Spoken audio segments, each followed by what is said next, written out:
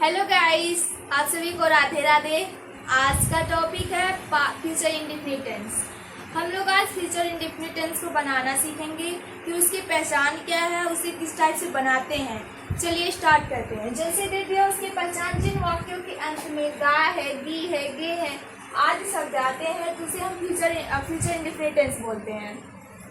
अगर उसे हम बनाएंगे किस टाइप से, अगर उसमें जो उसके रूल्स हैं, जैसे कि उसे किस टाइप से बनाए, पहले सब्जेक्ट होता है, फिर उसकी हेल्पिंग वर्ब विल और शैल और आई मेन वर्ब का फर्स्ट फॉर्म लगाते हैं। इसमें इसकी जो मेन वर्ब होती है, इसमें किसका यूज़ करते हैं, इसमें फर्स्ट फॉर्म का यूज़ करते हैं। जैसे जो विल होता है उसमें मतलब जो सेल होता है वो केवल आई और बी के साथ उसमें सेल लगाते हैं, और जो सारे बचते हैं उसमें हम विल का यूज़ करते हैं। जैसे कि दे दिया है, इसका एग्जांपल अगर बनाएंगे, जैसे दे दिया वह घर जाएगी, तो जो वह घर जाएगी तो ये मतलब ये जैसे हम बोल रहे ये जो सेल है केवल उसमें किसका यूज़ करेंगे, आई और बी के साथ केवल सेल का प्रयोग करेंगे, और जो सारे बचेंगे उसमें विल का यूज़ करेंगे। तो अगर हम इसे बनाएंगे,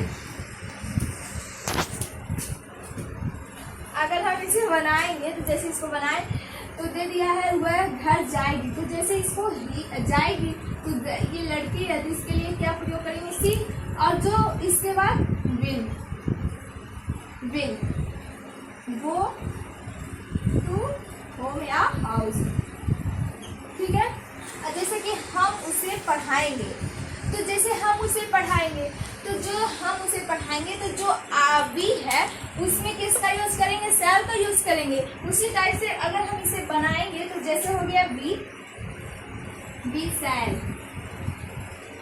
सेल क्या करेंगे, रीड। ठीक है। मैं एक पत्र लिखूंगा, तो जो मैं एक पत्र लिखूंगा इसका भी हम यहाँ पे लिख दे रहे हैं। जैसे यहाँ पे है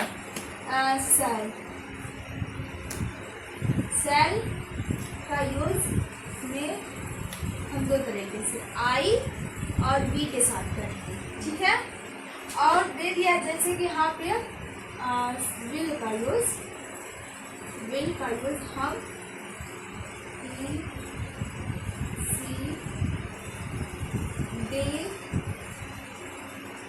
मतलब और सारे जितने बचेंगे उसमें प्रयोग करेंगे। ठीक है। उसी टाइप से अब देख लो, इसके हिसाब से हम पूरा अकॉर्डिंग पूरे इसी तरह से लगाएंगे। जैसे अब दे दिया आई, तो मतलब इसमें आई यूज करेंगे, फिर सेल अब क्या, राइट ए लेटर। सीता गाना नहीं गाएगी, ये कौन सी, ये इंट्रोगेटिव है, निगेटिव है, तो ये निगेटिव, क्योंकि इसमें नॉट जुड़ गया है, जिसमें नॉट जुड़ जाता है उसे निगेटिव बोलते हैं। ठीक है। अगर हम इसे बनाए तो जैसे सीता गाना नहीं गाएगी, तो जिस सीता गाना नहीं गाएगी तो सीता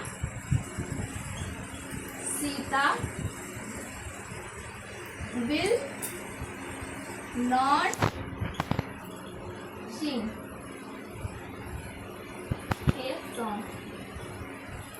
सॉन्ग। ठीक है।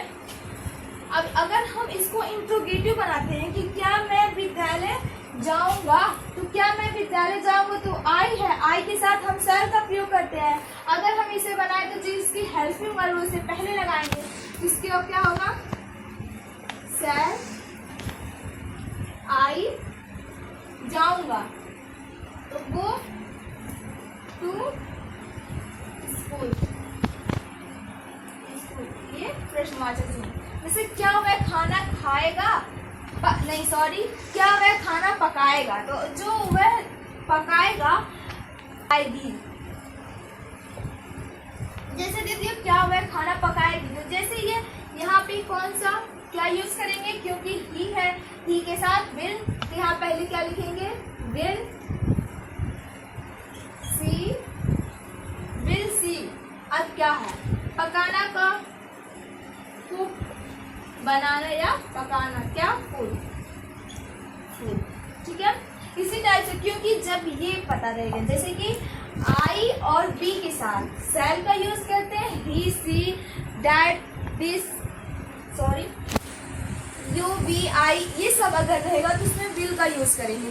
ये सब इतना ये बहुत आसान है लगाना। अगर ये पता लगे जिन वाक्यों के अंत में गा भी आता है तो उसे हम फ्यूचर इंडेफिनिट टेंस बोलते हैं। इसी को हम इस तरीके से लगाएंगे जो इसकी रूल्स है। अगर रूल्स के हिसाब से हम रखेंगे तो वो पूरी अच्छे तरीके से उसके सेंटेंस जो है वो लग जाएंगे। आप सभी को राधे राधे। अब मिलते हैं अगले वीडियो में, तब तक के लिए बाय बाय।